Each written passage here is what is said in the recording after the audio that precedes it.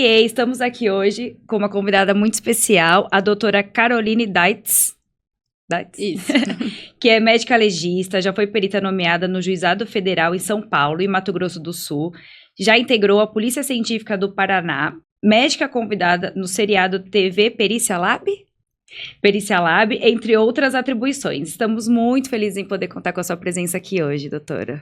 Eu que agradeço o convite de estar aqui hoje divulgando um pouco nessa especialidade que às vezes é tão pouco falada e tem tanta importância. A gente vai conversar um pouco disso hoje. Obrigada pela participação, doutora. Começa falando um pouquinho pra gente, qual é o trabalho de um médico legista? Qual é a atribuição do médico legista? Tá. O médico legista, no contexto criminal, como perito médico criminal concursado, ele vai atuar em todos os eventos em que existia necessidade de uma averiguação através da solicitação de uma autoridade policial. Então, é aí que a gente vê, né, os casos que necessitam de necrópsias, os exames de lesão corporal, os exames de sexologia forense, dentre outros muitos exames que a gente faz no IML. Mas o médico legista, a gente pode estender essa denominação também para o médico perito, né, especialista em medicina legal e perícia médica, que aí a gente envolve uma grande área, que é quase uma outra medicina dentro da medicina, que envolve as perícias previdenciárias, as perícias cíveis dos erros médicos, né, que não é o termo correto, mas aí a gente traz um outro mundo também da perícia. É bem interessante, né? Ou seja, é um universo amplo aí, né? A medicina legal, ela tá por diversas áreas. Ela é exatamente uma especialidade, assim como pediatria, cardiologia, a medicina legal e perícia médica é uma especialidade. O que acontece é que as pessoas que acabam conhecendo mais a parte criminal, e o interesse, né, geral, é realmente o que eu me interessei pela perícia através da parte criminal e depois fui descobrir esse universo. E aí é onde a gente tem mais a denominação médico-legista, né, na parte das pessoas conhecerem o médico perito que atua na perícia criminal. Mas aí para essa atuação é diretamente os concursos públicos. A maioria das pessoas, quando pensa em médico legista, pensa em lá na necrópsia. Necrópsia ou necropsia que fala? Necrópsia. Necrópsia. Pensa abrindo cadáver. Eles, né, acham que é só isso que um médico faz, um médico legista faz. Ele abre, meu Deus, como que ela tão nova, tão linda, tá mexendo lá com cadáver. Mas tem uma série de outras atribuições, igual você estava explicando. Mas falando da necrópsia, como que é feita e por que é feita? Quando é feita? Para fazer uma averiguação, né, da determinação da causa da morte, ou às vezes das circunstâncias que envolveram esse momento. Então, até a avaliação de indícios de tortura também, verificar a dinâmica dos fatos e qual foi a causa, a lesão fatal. Quando a morte é acidental, é feita. Isso, a gente fala de causas de morte externa, porque tem intoxicações, até picadas de cobra, pode chegar aí para o IML. Então, alguns casos pode ser direcionado para o serviço de verificação de óbitos, quando não houver uma infração, né, a apurar. Mas existe essa denominação geral que seria um óbito de causa externa. Então, um acidente de trânsito, por mais que a pessoa sofra um acidente, pode ficar 40 dias internada no hospital, depois ela tem que ir para o IML. Então, tem todo esse aparato que a gente tem que seguir e o médico legista ele vai fazer o exame por determinação de uma autoridade policial. Então, geralmente, quem solicita é o delegado mesmo. E aí o médico legista concursado está lá, né, de plantão, pronto para receber o que chegar. E quais são os métodos mais comuns para se chegar na causa morte mesmo? Quais são os métodos mais utilizados, assim? A avaliação externa do corpo é a primeira parte, né, importantíssima. Então, antes de iniciar o ato da necrópsia em si, a gente precisa avaliar vestes, avaliar ferimentos, a parte externa com muito cuidado, porque isso já nos traz vários indícios Antes disso, a gente tem a parte do local de crime, que também é importantíssimo. Quando eu estava, né, como concursada no Paraná, algumas vezes eu fui nos locais também, porque eu acho que isso facilita muito a nossa parte da necrópsia, ter essa noção do que aconteceu realmente no local. E aí, depois de toda essa avaliação, então, começar a fazer, despir totalmente, né, o cadáver, retirar as vestes e proceder o exame das cavidades, que a gente chama, né? Então, cavidade craniana, o tórax, o abdômen, então fazer a avaliação interna e, por vezes, até a avaliação microscópica, de retirar literalmente pedaços, né, de órgãos ou o sangue para fazer alguma avaliação laboratorial, toxicológica ou de anatomia patológica. Então, assim, é um estudo bastante complexo. E a necrópsia, ela é um procedimento altamente destrutivo. Então, a partir do momento que a gente começou... Tem que terminar. E quando a gente começa a abertura de uma cavidade, a gente já tá perdendo, às vezes, algum elemento ali. Então, por isso tem que ser com muito cuidado, com cautela. O médico deve estar acompanhando ali todo o procedimento, porque a gente tem o técnico de necrópsia, que é quem às vezes manuseia até alguns dos instrumentos que são diferentes, né, para necrópsia. E aí ele vai ajudando e o médico tem que estar ali do lado e muitas vezes intervir. Essa avaliação? Depende muito de qual é a causa. Então, algumas causas são muito evidentes, né? Por exemplo, um tiro. A causa morte foi um disparo de arma de fogo na cabeça, mais evidente, ou não? Às nem vezes tanto. A gente acha que sim, mas aí quando a gente vai tentar, porque a gente tem que tentar recuperar o projétil. E aí, às vezes, vem um grande problema, porque na maior parte dos IMLs, a gente não tem radiografia, tomografia, e aí que começam os problemas, porque parece que só tem uma entrada e só pode estar naquele lugar, mas às vezes é difícil recuperar um projétil, né? Ele é mais pode, complicado. Pode ir parar no pescoço, pode ir para uma região perto da coluna, e eu trabalhei no IML que não tinha raio-x, então a gente tem que achar, a gente usava às vezes detector de metais, que não é o ideal, porque a mesa é de metal. Você precisa daquilo. E no Brasil, aqui em São Paulo, no Instituto, no IML Central, quando eu passei na residência, ali eles têm um aparelho de tomografia, então é outra estrutura. Em outros IMLs até tem o flat scan, que é um raio-x portátil, né, que a gente consegue aí com a radiografia tentar achar. Mas mesmo assim, às vezes é difícil a localização. E você já se deparou com algum cadáver conhecido? Não. De pessoa próxima, assim, não. Entendi. Não. Ou, por exemplo, algum caso midiático? Já tive alguns, né, mas a gente não pode dar indícios de nada, mas esses são sempre casos muito delicados, porque a gente não pode ser influenciado pela mídia, né, e sempre tem aquela pressão, né, em casos de repercussão, para que o laudo seja feito, às vezes,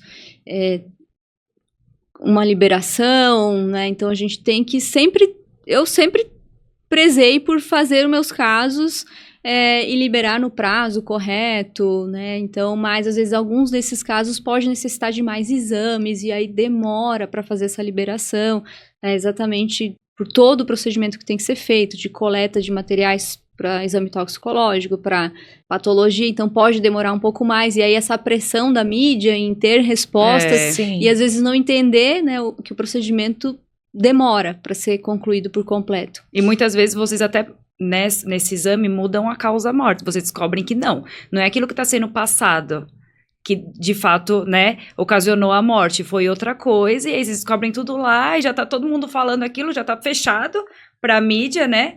Fechou, já descobriram do que, como e quando, e aí muda tudo. Há evidências jurídicas ali no corpo, né, que vocês conseguem passar, que realmente foi outra forma, não foi aquilo que estão passando. Eu comento muitos casos na mídia, né, em telejornais, então eu tenho as informações que todas as pessoas têm, né? A diferença é que eu tenho um conhecimento a mais da parte Sim. de perícia.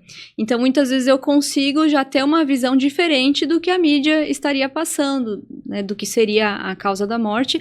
E ainda assim, os exames podem nos surpreender e vir, às vezes, a trazer informações relevantes e que realmente mudam o que a gente pensava anteriormente. Então, a perícia, cada caso é um universo. É. Então, a gente aprende muito com cada caso, por isso que os peritos, né, ao longo dos anos, eles vão ficando cada vez mais refinados, porque é um universo, e aí a gente vai acumulando essas informações, né, e os livros nem sempre eles nos ajudam Sim. exatamente. Então, é preciso realmente uma base científica, porque em cada caso pode ter alguma diferença mesmo do que está na literatura, né? E como que o médico legista, ele faz para estimar o tempo de morte? Por exemplo, o corpo foi encontrado. Há quanto tempo esse corpo está ali morto, né? Há quanto tempo? Qual que é o procedimento para conseguir estimar esse tempo?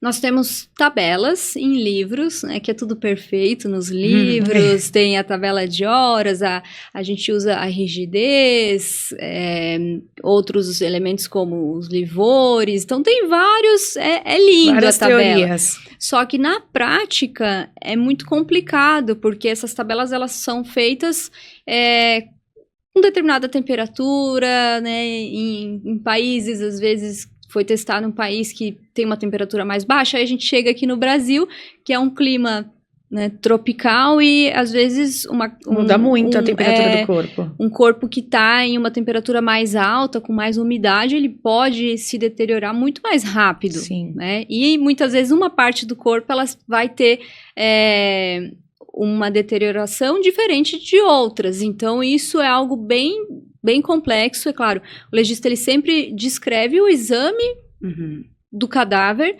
levando em consideração, né, toda a rigidez, o exame ocular, as manchas de hipóstases, né? Então, tudo isso auxilia, tá? Mas muitas vezes ele não consegue dar um horário exato, ele consegue dar um intervalo de tempo e isso ainda também é passível de mudança, porque pode vir outras informações e o que a gente conseguiria ter de realidade para dizer foi exatamente essa hora é se a gente tiver uma câmera com uma filmagem. Sim, porque é complicado também, né, se era criminal uma coisa dessas, porque o médico legista vai lá e vai atestar que foi aproximadamente em 4 horas que a pessoa foi morta. E aí vai acusar uma outra pessoa, sendo que nem foi em 4 horas, às vezes, por conta das características do corpo. E aí a pessoa que estava 4 horas em outro local pode ser condenada por a morte dessa pessoa. Então é muito complicado essa parte de tempo, né? Então afirmar exatamente com precisão é praticamente impossível. Sim. E como que é o trabalho para diferenciar uma morte acidental, um suicídio, um homicídio? Às vezes dá bastante trabalho e pode ser possível até que não se chegue exatamente. Então, a perícia tem limitações. Mas, claro, existem vários sinais. Então, um homicídio, a gente vai ver muitas vezes as lesões de defesa. No suicídio, pode ter uma história já de alguém que já estava em depressão. É claro que isso são causas jurídicas de morte. Não é um médico legista que vai dizer, foi suicídio. Né? Nós vamos fazer o laudo e demonstrar isso tudo no laudo. E depois pode vir algum quesito até perguntando para o legista a possibilidade de ser ou não algo desse tipo. Mas geralmente o enforcamento geralmente é um suicídio, mas pode ser uma tentativa de mascarar um homicídio. Sim. E aí, isso a gente necessita de dados do local de crime, de toda a investigação. Então, só o legista sozinho, ou só o perito de local sozinho, ninguém sozinho faz nada. A gente precisa de todos trabalhando em conjunto para conseguir chegar na melhor resposta. E pela sua experiência, na sua profissão, teve algum caso que você teve que lidar, assim, complicado, de se chegar em alguma conclusão, você e a sua equipe, e demorou muito, vocês não conseguiam chegar a uma conclusão? Como que foi isso? Teve algum caso que você pode nos contar?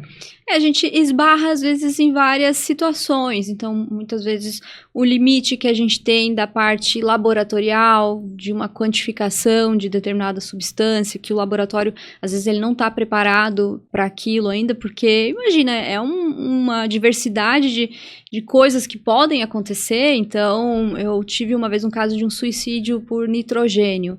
E aí, como que a gente dosa, né? O nitrogênio é um Sim. gás no sangue. Então, assim, o laboratório não vai estar preparado, porque é uma coisa muito difícil de acontecer. Aí a gente tem que utilizar outros sinais para tentar chegar no algo que, olha, essa é uma possível, né? Causa morte. Mas o legista ele não pode deixar muito aberto para possibilidades, então ele tem que falar sim ou não, né? Mas vocês também não têm muito material, né, para isso, à disposição de vocês nos GMLs, por exemplo.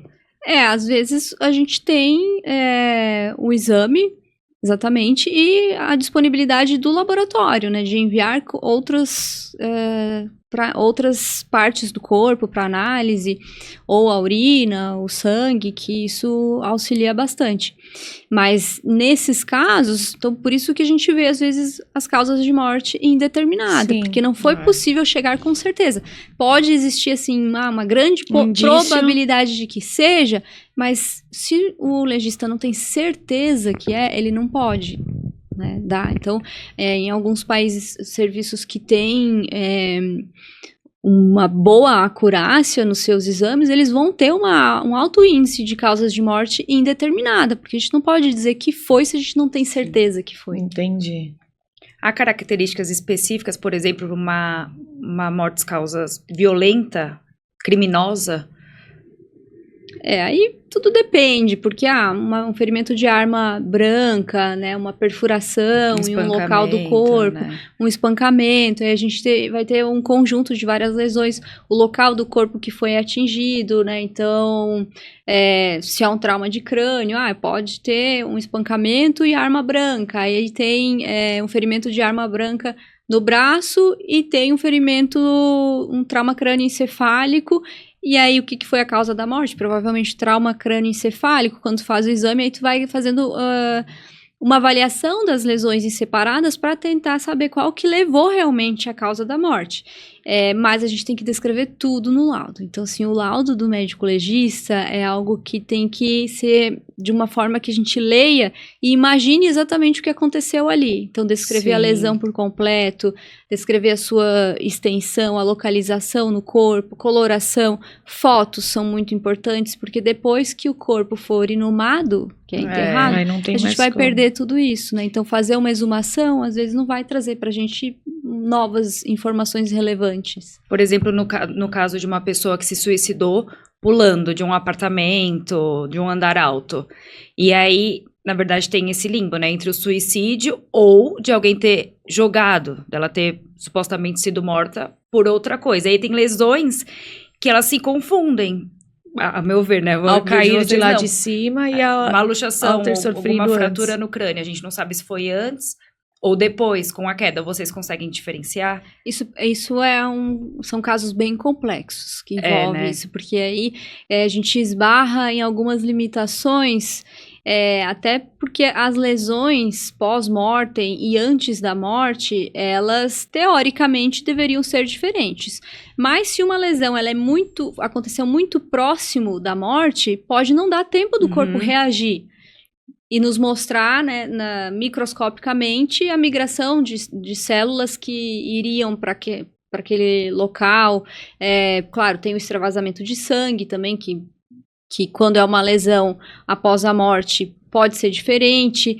Então, a gente tem que avaliar cada uma dessas partes e aquilo que eu falei, é um trabalho em equipe. Então, a perícia de local também vai trazer informações muito relevantes. Isso que eu ia te perguntar agora. Nós, como peritos, não somos juízes, ainda bem. A gente coloca para o juiz, olha, isso aqui que a gente tem é ele que vai determinar a causa jurídica, né, o que aconteceu. A gente está ali para ver e descrever, reportar tudo o que aconteceu, né, e claro, tecnicamente traduzir isso para o juiz, mas essas avaliações mais aprofundadas de causas jurídicas, né, a culpabilidade, isso vai ficar a cargo das autoridades. Por exemplo, o caso da Isabela Nardoni, eu não me lembro se ela chegou morta, se ela estava morta já, ou se ela chegou morta ao solo, você se lembra? Não lembro, mas a gente teve uma professora que estava participando da perícia e nos deu outras informações que não foram à mídia. E aí era impactante o que ela nos passou. Na época nem poderia, inclusive. Mas ela falou. E assim, são coisas que talvez não tenha sido passado na mídia por chocar até um pouco mais do que já foi chocante. Já foi chocante bastante, mas talvez se passasse da forma que um médico legista atestou, ia chocar ainda mais a mídia. E isso acontece também? É que o ideal é que o perito não fale. Sim. Né? Então, porque ele tem que falar nos autos, né? Ele tem que falar no seu laudo. Ele não... A partir do momento que começa a se abrir informações, aí a gente pode estar dando informações que são sigilosas e que podem mudar, né, questões do caso. Então, auxiliar, beneficiar uma das partes, né, ou a defesa ou a acusação. Então, o perito ele deve ficar em silêncio e evitar comentar qualquer coisa. Doutora, a questão da cena do crime. Quando há alguma modificação na cena do crime, atrapalha o trabalho do médico legista ao atestar a causa-morte no cadáver? Muitas vezes o médico legista ele nem sabe exatamente o que aconteceu lá na cena. Ah, sim, não é uma coisa junta. Não, porque o médico tá lá no Instituto Médico Legal, vai receber o corpo. Muitas vezes, o ideal é que sempre tenha essa comunicação, de saber com a equipe que foi lá no local de crime, passar um panorama, né? O ideal seria, né, igual a gente passa caso de médico para médico quando tá passando o plantão, que acontecesse sempre isso, mas às vezes não acontece. O melhor ainda seria se nós médicos pudéssemos ir até o local. Ter acesso a essa cena do crime, né? Como eu falei, né, em alguns casos eu consegui fazer isso, de acompanhar isso e fazer a necrópsia depois. E ajuda bastante, porque às vezes o corpo chega lá na mesa de necrópsia, tem uma marca estranha aqui no dorso, mas do que foi essa marca? O que é isso? Aí, às vezes, a gente vai no local e vê, não, o corpo estava sobre um objeto, né, que causou essa marca, não tem nada a ver com o que aconteceu na dinâmica. Então, são pequenas coisas que já ajudam São detalhes bastante. Que auxiliam o trabalho de vocês, né? Mas aí quando você diz que você foi até a cena do crime, foi por vontade própria, não que todos os profissionais fazem isso. Não tem essa obrigatoriedade, pelo menos assim, cada estado, cada unidade pode ter procedimentos diferentes. Na unidade onde eu trabalhei, quando eu não tinha pessoas para atender ali, porque eu era uma só no plantão, né? Então, mas se acontecia de madrugada, por exemplo, uma cena, eu tentava ir junto. Quanto tempo você ficou fazendo esse plantão? Um ano, em Foz do Iguaçu. Uma experiência boa na Tríplice Fronteira, né? Porque é um lugar movimentado. Claro, antes disso eu já tinha feito os 3 anos da residência, né, de Medicina Legal e Perícia Médica aqui na USP, então a gente tem um contato muito grande ali, tanto na parte de IML, os casos criminais, quanto no serviço de verificação de óbitos, que daí a gente tem as causas de mortes naturais, né, que também é um aprendizado gigantesco, que a gente precisa ter para entender na mesa de necrópsia também a parte criminal, que apesar de ser uma necrópsia muito mais objetiva, e no serviço de verificação de óbitos a gente está entendendo uma doença, mas as duas coisas se juntam, né? Então, às vezes, no Instituto Médico Legal, a gente tem uma pessoa com alguma modificação na parte interna dos órgãos, e aí, né, ter essa base de entendimento exatamente das doenças, porque nós médicos, nós estudamos nos livros as doenças, né, mas o aprendizado que a gente tem ao ver o corpo aberto e como a doença se manifesta macroscopicamente, que a gente diz, né, olhando, e também o microscopicamente é muito importante, assim. Então, seria muito bom se todos os médicos pudessem ter mais a fundo essa experiência. E como que você lida com a pressão psicológica em casos traumáticos, envolvendo jovens, crianças? Bom, eu tenho a minha forma de fazer o meu trabalho o melhor possível. Claro que hoje eu não estou mais na linha de frente, né, da perícia oficial criminal. Hoje eu faço perícias particulares, né? Então, assistência técnica criminal e outras também, em outras áreas. Então, eu lido olhando para aquele corpo de forma, vou fazer o meu melhor trabalho possível. Então, assim, a gente, como médico, nós já temos esse preparo, não é exatamente um preparo, né, porque não tem esse preparo psicológico desde a faculdade, mas a gente já vai se acostumando a lidar com o corpo, a lidar com doenças, a perder pacientes.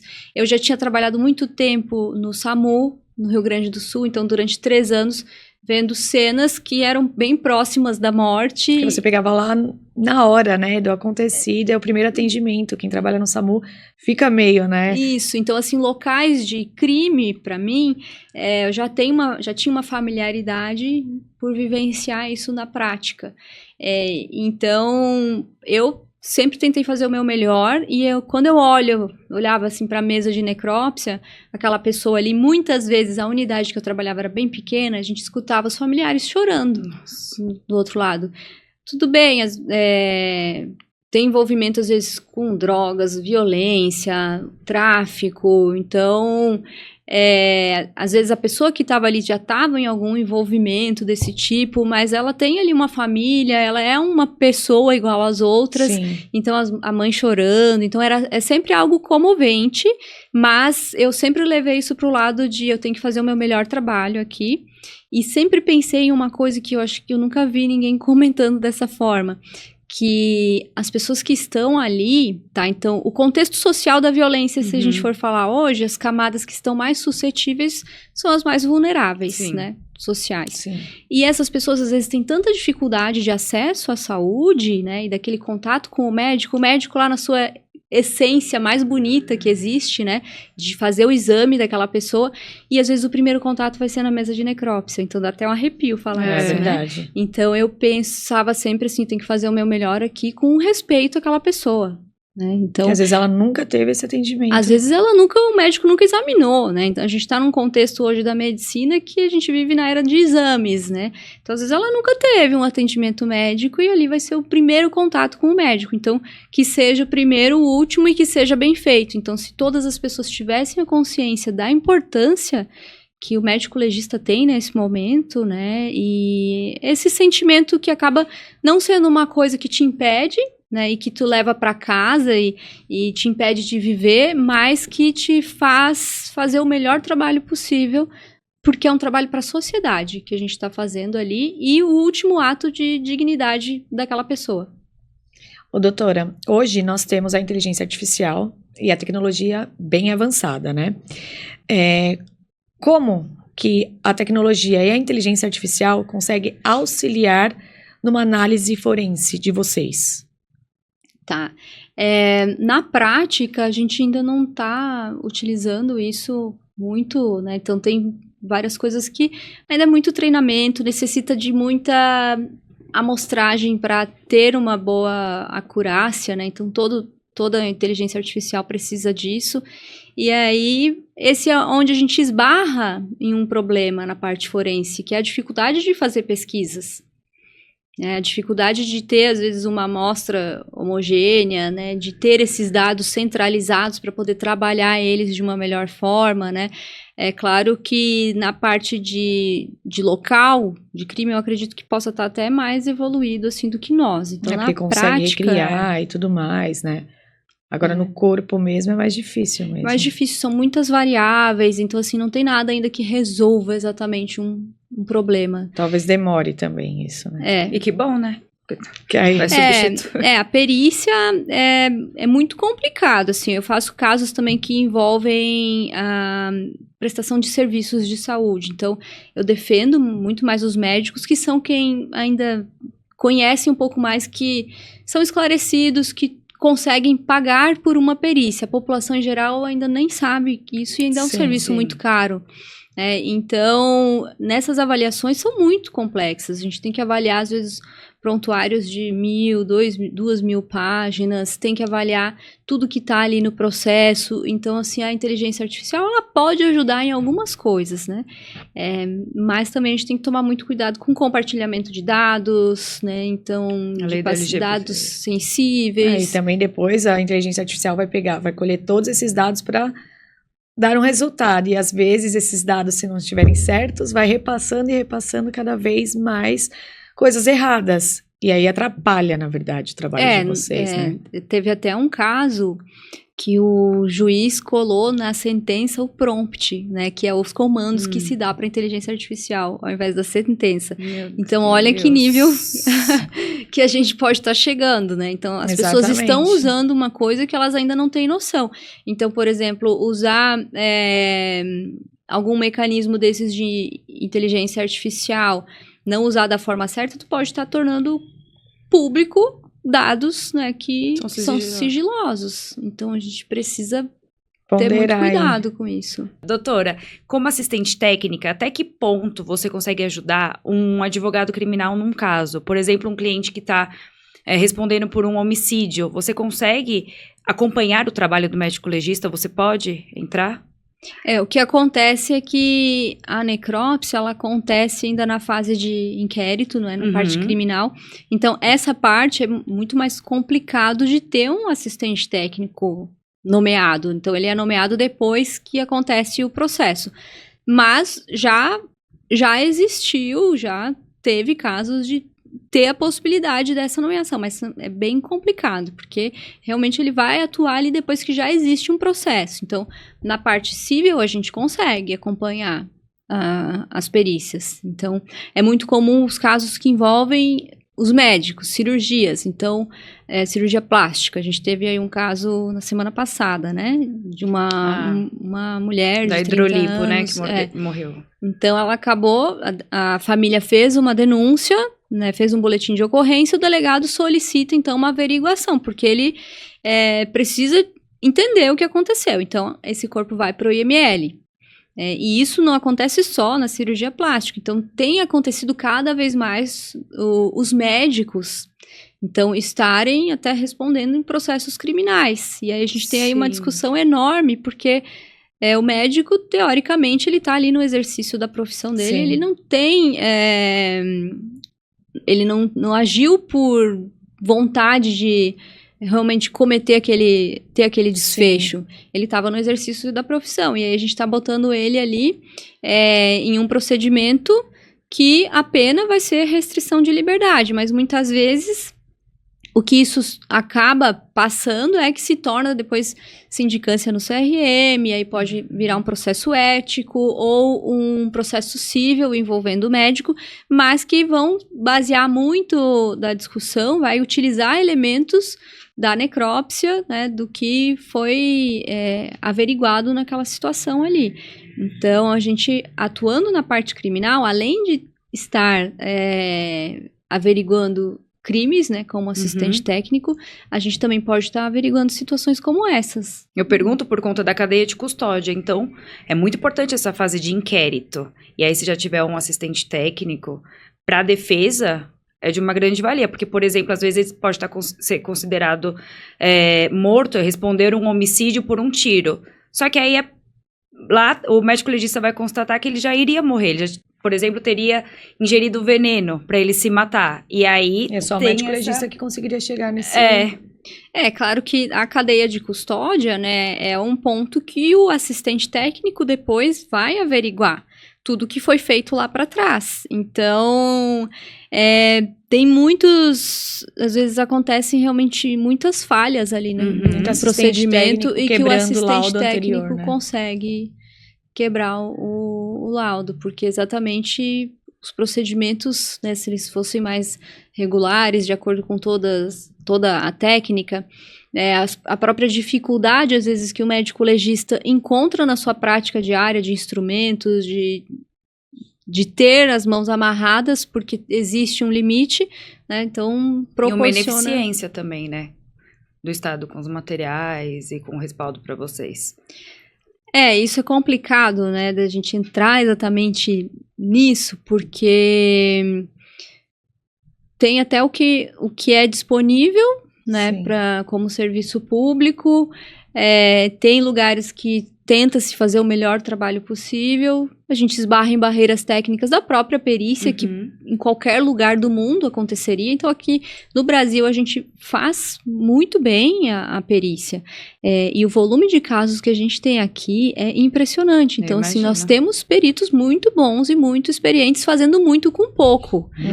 Tá? Então, com mágicas quase, né? Então, tentando diariamente fazer o seu melhor e muitas vezes com dificuldades de equipamentos de proteção individual, com sedes que são terríveis, literalmente, estrutura ruim. Então, o IML nunca é um lugar bonito. A maior parte das pessoas não quer ficar por lá.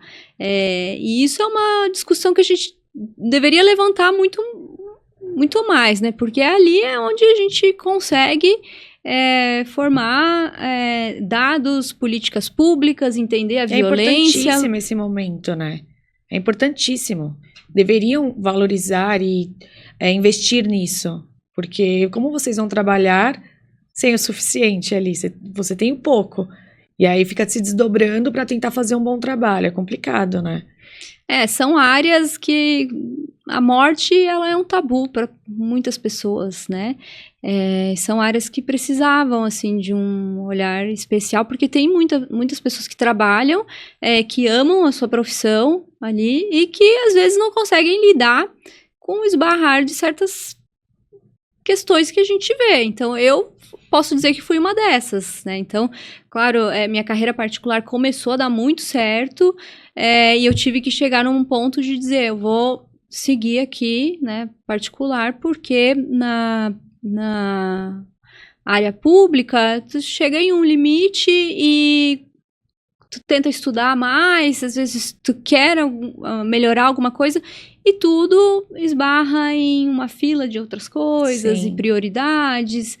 E aí a gente tem essas dificuldades. Eu não consigo lidar com essas dificuldades, porque eu sou uma pessoa que resolve problemas, então eu gosto de resolver problemas, tenho a minha empresa de perícias, estou sempre à frente resolvendo as coisas, então eu não consigo lidar com isso. É claro que não é todo dia que a gente esbarra nessas situações, né? Então, tem uma estrutura para trabalhar? Tem o necessário? Tem, mas assim, a gente... Quem quer estar sempre inovando ou mais à frente, esbarra naquela questão pública e, assim, trava. Então, assim, ou você fica ali e lida com o que tem, ou a pessoa, às vezes, adoece porque não consegue, se sente amarrado, ou ela sai e vai fazer outra coisa. Foi o meu caso, ainda bem. Doutora, você falou que sabe lidar muito bem com a pressão e tudo mais, que vocês aprendem desde lá da faculdade, né? Desde a faculdade vocês já conseguem lidar melhor com o corpo, abrir um corpo e tudo mais. Mas você ficou 1 ano plantonista e um tempo trabalhando no SAMU. Teve algum caso que tenha te marcado, que você tenha levado para casa, por exemplo, ficado pensativa naquilo e que você poderia contar, claro? Vários, né? No SAMU tive casos que até hoje eu lembro, assim, né? Tem uma paciente que fez uma tatuagem com as iniciais da equipe que atendeu, que era eu, enfermeiro, motorista. Então, assim, eu gosto de falar que eu escolhi a perícia não foi por falta de opção, porque realmente quando eu tive lá do lado da medicina assistencial, eu fiz o meu melhor. Então esse foi um caso que me marcou muito, que foi um acidente de moto, né, na área urbana, e essa paciente, ela colidiu contra o vidro do veículo e ela cortou bem na região aqui dos grandes vasos do pescoço. E aí quando eu cheguei lá, era uma situação que eu sempre tive isso de, no momento, pensar e me colocar também um pouco no lugar, mas com saber a frieza de agir. Então, eu já olhei uma mulher jovem, provavelmente tem a sua família, uma quantidade de sangue ali de 1 a 2 litros, inconsciente. Então, assim, eu dei o meu melhor. Aí é aquela nível hard no asfalto, intubação ali no asfalto. e comprimi o sangramento e olhei uma vez e não tirei mais a mão do pescoço dela até chegar no hospital. Então, aí ela recebeu o atendimento ali inicial, né, no hospital, e depois a base do SAMU, ela ficava próxima do hospital. Então, assim, eu sabia que eu ia ter que remover essa paciente, esses pacientes graves vão com o SAMU. E aí eu dei aquela passadinha ali na emergência do hospital para ver como é que ela tava, se já estava perto da gente levar. E aí quando eu passei, ela estava exatamente na sala de tomografia. E aí eu vi na hora um pneumotórax. O pneumotórax, ele se torna um pneumotórax hipertensivo e leva rapidamente à morte, né? Então, e eu tava na hora que eu cheguei na sala, eu vi. Nossa. Então eu salvei ela 2 vezes, porque daí eu tive que ajudar ali, Ninguém tinha visto. Levar para a sala de emergência e, né, fazer a drenagem. Então você passou por curiosidade para saber, e aí foi bem na hora, você conseguiu salvar. Era pra você estar ali, né? Você sabe. Você tinha essa missão de vida. E tá fazendo 10 anos que eu tô formada, e essa história tá fazendo exatamente agora... Foi dia 4 de dezembro a minha formatura, e isso aconteceu no dia 4 de dezembro, só que 3 anos depois de eu estar formada, e eu já estava prestes a vir para São Paulo, para residência. Então, assim, foi o momento que eu disse, não, na Terra eu já fiz o que eu tinha que fazer como médica socorrista, né? Já posso ir para outra área. E teve parto também na ambulância. Sério? Então, assim, eu vivi grandes aventuras. Você que fez o parto? Sim. Meu Deus. E aí depois você chegou a conhecer o neném, foi pro hospital, deu uma passadinha? Sim, foi uma comoção ali no SAMU, a gente mandou roupinhas, que legal. Né, essa paciente que teve esses 2 eventos, ela voltou para tirar fotos com a gente, ela fez uma tatuagem com as iniciais da equipe, então assim, ela sempre... Você contou para ela que foi você quem depois passou, viu? Eu não quis me meter nessa parte toda, assim, né, porque... Mas, assim, ela é eternamente grata, né, então, assim, ao que... A ter saído viva, porque, assim, o primeiro atendimento que ela recebeu foi crucial, então depois ela foi transferida para um outro hospital de referência, e lá eles não fizeram mais nada, ela apenas ficou em UTI. E aí ela ainda foi passar o Natal com a família. Então aconteceu dia 4 de dezembro, Nossa, né? Então dia 24 ela já estava em casa. E imagine, ela seccionou todos os vasos dessa... E depois quase morreu lá dentro. Meu Deus. Mas seria legal. Deve ter muitas histórias iguais a essa. Seria legal ela saber disso, né? Porque às vezes a gente... porque envolve outras... É que ela não vai esquecer de vocês nunca. Mas... Ela soube, assim... que eu não posso intervir, né? Eu não poderia contar isso, né? Ela sabe que eu estive lá de novo e ajudei ela. Mas aí sobre a conduta do outro médico não cabe a mim. Sim. Né, questionar, e até porque, assim,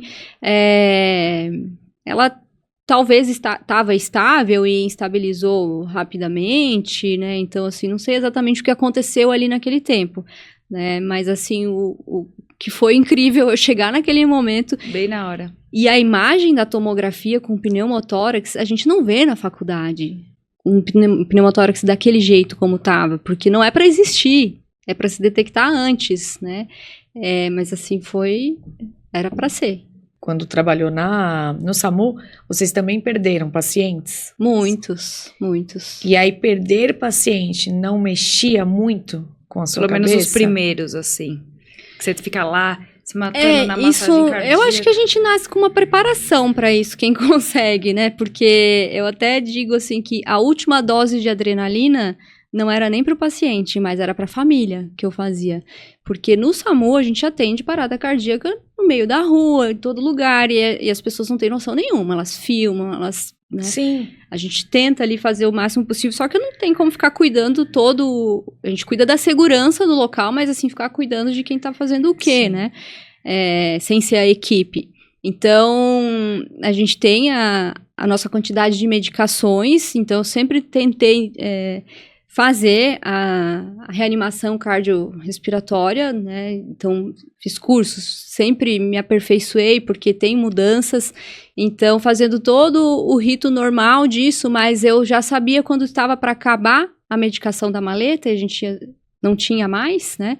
E realmente, a gente sabe que a pessoa está em assistolia, uma parada há um tempo já, então o risco, a chance de voltar é muito baixa. Então, eu preparava a família nesse momento. Nossa. O que eu fazia? Então, eu já perguntava para a enfermeira. Acho que a minha equipe até, quando ouvir isso, eles vão entender o porquê que eu fazia isso, porque eu nunca falei para ninguém. Eu perguntava quantas ampolas de adrenalina tinha ainda na maleta e quando faltava um ciclo de RCP ainda, né? E a gente tinha ainda as medicações para isso, eu ia até a família, conversava, deixava, né, outra pessoa ali, né, no ambu e na manobra da reanimação, e falava, olha, a gente tá tentando tudo, né, tá vendo, né, que a gente tá tentando aqui, o procedimento é esse, a gente tá fazendo todas as medicações, é tudo que teria no hospital para esse momento, já foram tantos choques, né, que a gente tem que falar exatamente na linguagem para entender, e aí a gente vai continuar, vai fazer mais um ciclo e ver se ele responde, tá? E se ele não responder, a gente vai ter que parar as manobras. Nossa. E aí tem que estar preparado para como a família vai reagir. Mas eles sempre entendiam e aí eles ficavam sempre com sentimento de agradecimento, porque é algo traumático. Com certeza. A gente tá, às vezes, em locais dentro da casa de uma pessoa que tu não tem muito... Tu não tem a privacidade, não é igual a um hospital que fecha uma cortina...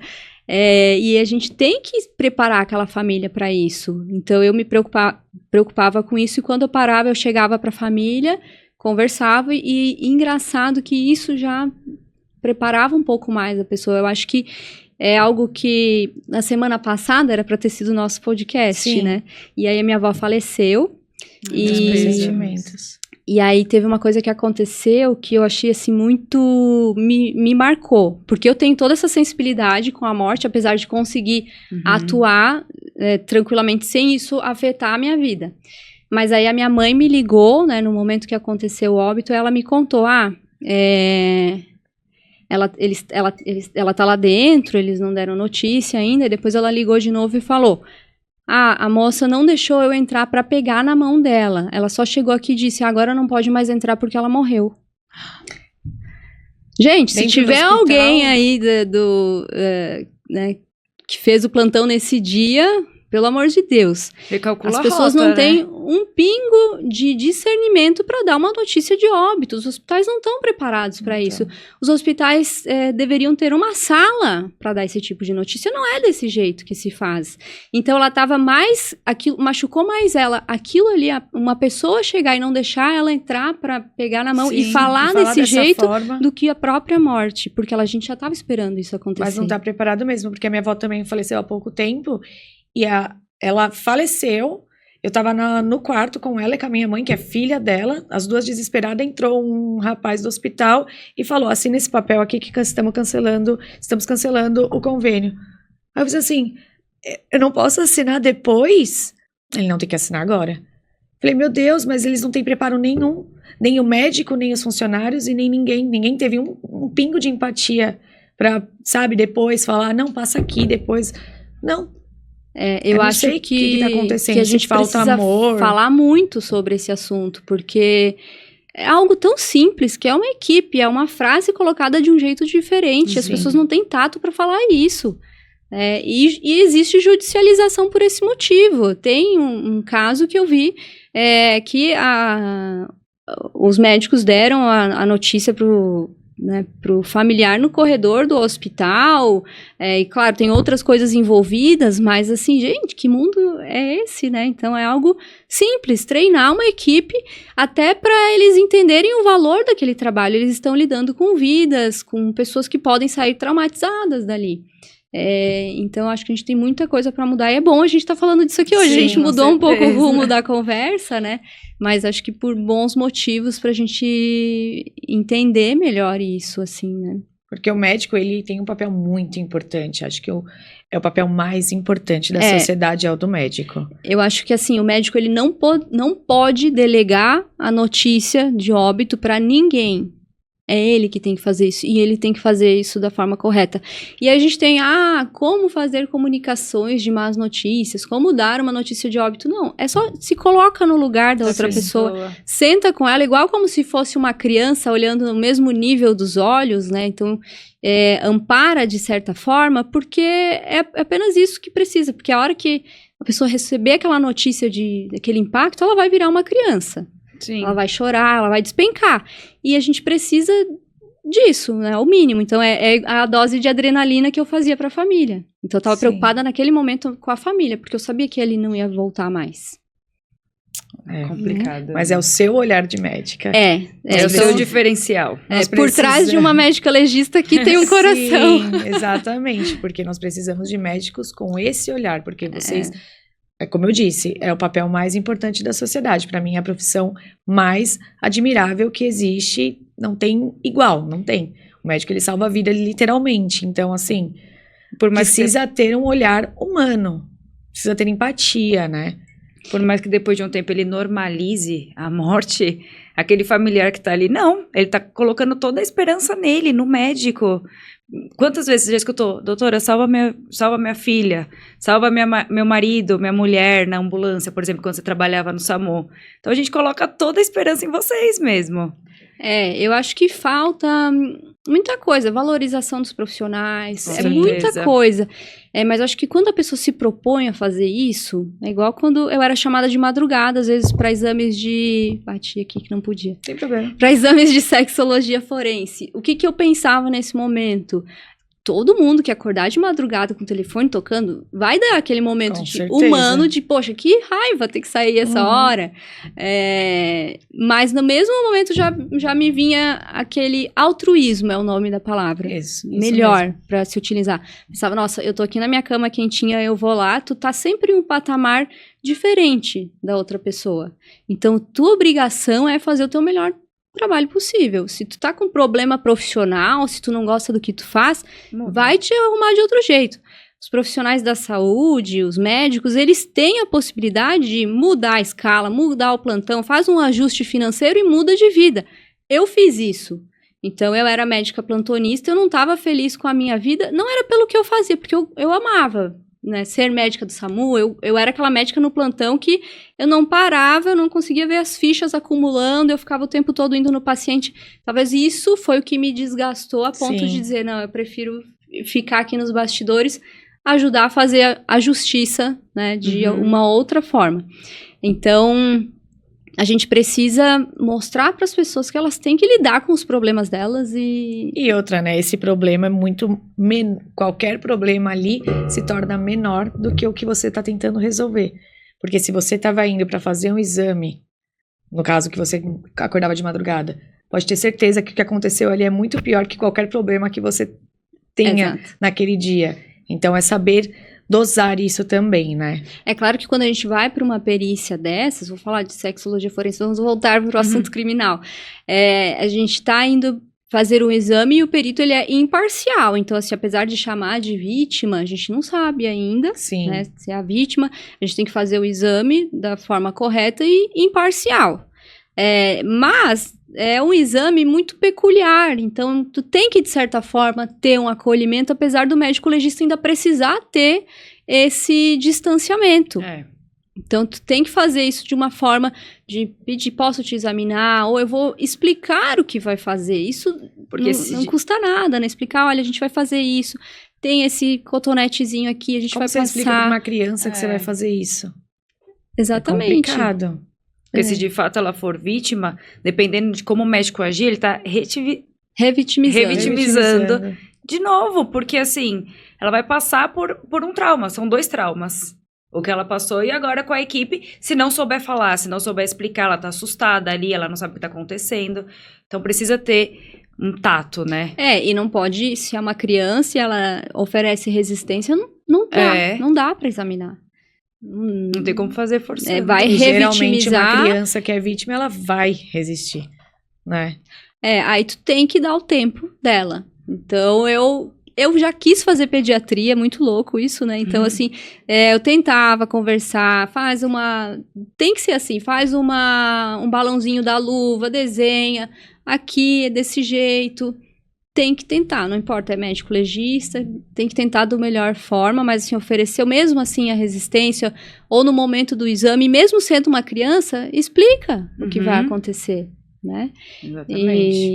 E eu não tive nenhum problema. Todas as crianças que eu tive esse contato, eu consegui examinar, assim. Mas eu acho que também por ser mulher, É, eu acho que é um pouco conta mais muito. tranquilo, porque as vítimas de violência sexual, se for por um homem, claro, né? Porque a gente sabe que também tem vítimas Sim. por mulher.